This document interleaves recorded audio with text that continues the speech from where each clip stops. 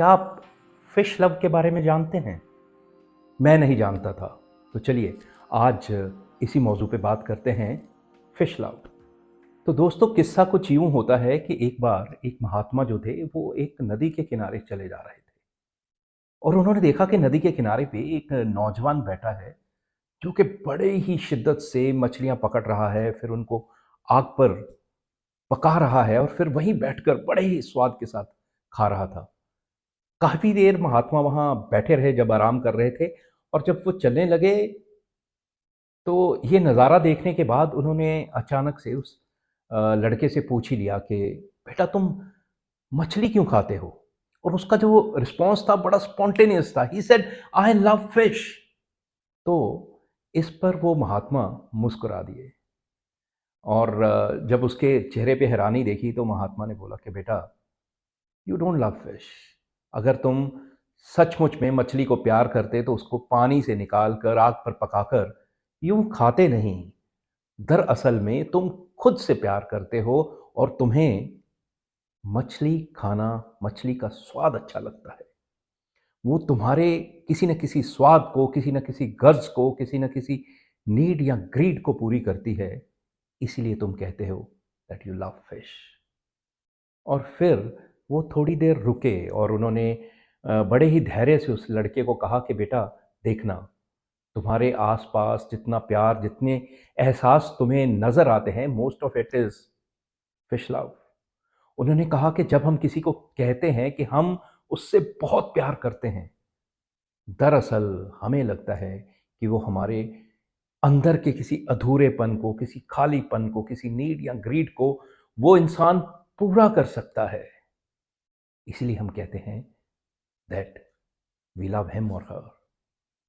और फिर वो जो नीड है, ग्रीड है, खालीपन है, वो चाहे इमोशनल ही क्यों ना हो, फिजिकल हो, साइकोलॉजिकल हो या फिजियोलॉजिकल ही क्यों ना हो, जब और हम उससे इतनी एक्सपेक्टेशंस रखते हैं कि ये नीड्स वो पूरी करता रहे, और जब वो नीड्स या ग्रीड्स पूरी नहीं होती, हमारी एक्सपेक्टेशंस पूरी नहीं होती, तो रिश्तों में दरार आ जाती है।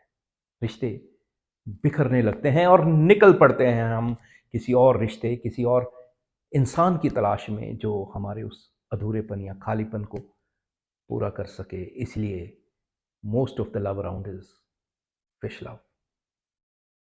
तो मेरी आपकी तरह ये सुनकर वो नौजवान बहुत गहरी सोच में पड़ गया और उसे लगा कि अगर हमारे आसपास हमारे ही सारे रिश्ते फिश लव हैं, तो सच्चा प्यार, मजबूत रिश्ते जो हैं वो कैसे पनपते हैं, पलते हैं।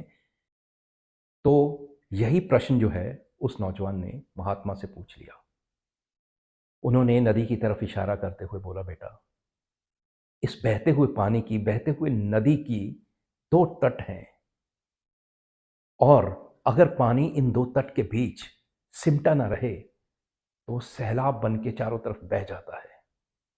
ऐसे ही मजबूत रिश्तों के दो तट हैं, एक है मर्यादा और दूसरी है भरोसा।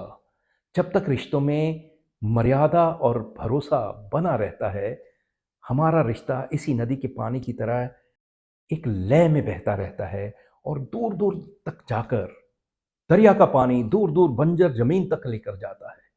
और वैसे ही जो हमारे रिश्ते हैं, अगर भरोसे और मर्यादा में बंधे रहें तो खुद भी महकते हैं और हमारे आसपास के लोगों को भी महकाते रहते हैं। और जाते जाते महात्मा ने लड़के को एक नसीहत दी कि बेटा, भरोसे और मर्यादा की धीमी आंच पर रिश्ते पकाओ ज़रूर, लेकिन नोक-झोंक और तकरार का तड़का लगाना मत भूलना, नहीं तो रिश्ते बेस्वाद हो जाते हैं। ये कहकर वो महात्मा चले गए और वो लड़का वहीं बैठा सोचता रह गया।